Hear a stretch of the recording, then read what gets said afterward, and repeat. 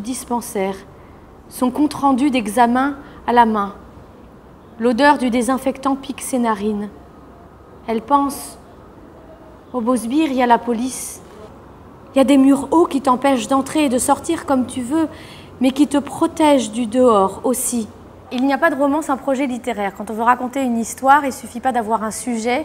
Et mon défi à moi, c'était de faire en sorte que cette histoire oubliée puisse être incarnée dans des personnages qui la porteraient et permettraient de faire lien entre le lecteur et l'histoire elle-même.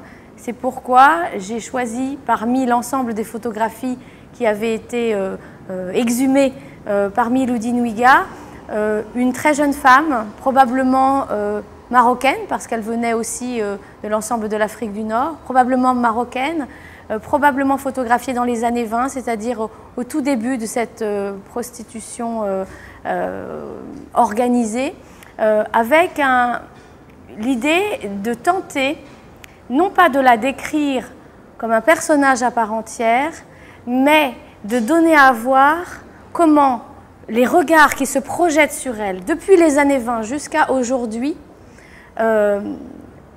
l'ont investi d'enjeux qui la dépassent très souvent.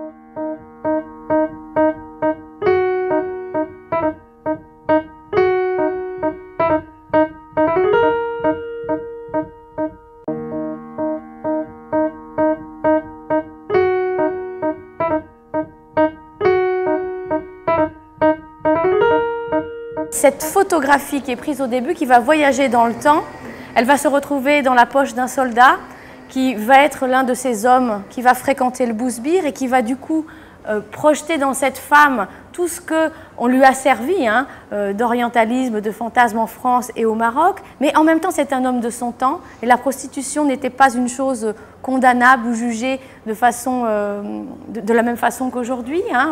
On ne voyait pas les femmes prostituées avec la même horreur, j'ai envie de dire, qu'aujourd'hui, parce que nous sommes aussi des féministes, parce que nous avons à cœur de défendre la femme comme sujet et non comme objet. Et puis se retrouver encore plus tard chez la petite fille du soldat dont on a parlé tout à l'heure, qui un jour va mourir. Il y a un dialogue du coup entre que peut-on accepter des individus et la nécessité de les aimer dans leur entièreté sans mettre de côté ce qu'ils ont pu commettre de plus dérangeant et de pire, et accepter aussi une histoire globale sans mettre de côté des pans de mémoire qui nous dérangent des deux côtés de la mer Méditerranée, puisqu'il y a une honte coloniale assez pratique, et je pense qu'il y a aussi une forme de honte des Marocains eux-mêmes qui comprennent aussi que si ces femmes sont venues à la prostitution, c'est parce qu'elles ont été parfois chassées de leur village, de leur famille, qu'elles ont été mariées de force, qu'elles ont cherché à échapper à un mari qu'elle n'aimait pas, qui les maltraitait, à un frère. Et la prostitution a été le seul moyen de s'en sortir. Au bout de 8 jours, aux carrières centrales, la police a raflé Aïcha, l'a conduite au dispensaire antivénérien du Bousbir. On l'a couchée dans un lit blanc à côté de dizaines de femmes. On lui a scruté le dedans, fait une injection. On l'a gardée une nuit et puis on l'a laissée partir avec avertissement. Raflée 3 fois, tu deviens automatiquement pensionnaire du Bousbir, tu es prévenu. Alors le nom de Bousbir, qui était donc ce quartier réservé de la prostitution, vient en fait lointainement de Prosper Ferrieux, qui était un promoteur immobilier au début du XXe siècle, qui possédait un certain nombre de terrains dans la ville de Casa, et on avait déterminé sur ces terrains-là plusieurs rues affectées à la prostitution autorisée. Donc c'était le quartier Prosper Ferrieux. La transformation dans la langue arabe a fait de Prosper, Bousbir.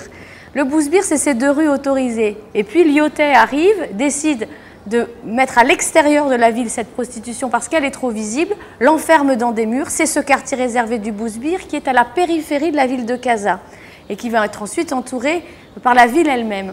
Mais ce qui est intéressant, c'est que dans la culture française, culture classique, là pour le coup extrêmement populaire, on connaissait ce nom de Prosper grâce à la chanson de Maurice Chevalier. Prosper, youpla boum, c'est le chéri de ces dames. Quand on voit passer le grand Prosper sur la place Pigalle, avec son beau petit chapeau vert et sa martingale, à son air malabar et sa démarche en canard. Faut pas être bachelier pour deviner son métier. On a oublié de quel Prosper on parle. On parle bien du Prosper Férieux qui a donné son nom au Bousbir. Et le chéri de ces dames, c'est évidemment ce genre de proxénétisme à échelle nationale qui faisait partie de l'histoire populaire véhiculée de manière finalement complètement simple, assumée à ce moment-là. Et aujourd'hui, on a rompu le lien entre cette culture populaire et l'histoire. Devant la porte, des gars portent des baïonnettes. Elle a vu des femmes d'ici au dispensaire. Elles n'ont pas l'air mieux loties qu'elles, question vêtements. Elles sont parfois maigres, ont les veines des yeux éclatées et le blanc de l'œil rance. Elles ne respirent pas le luxe, ça non. Mais n'est-ce pas un luxe d'échapper à ton frère en pareille circonstance? Ton frère qui peut te tuer, d'avoir fui l'époux qu'il t'a choisi. Tu n'as même pas été répudié.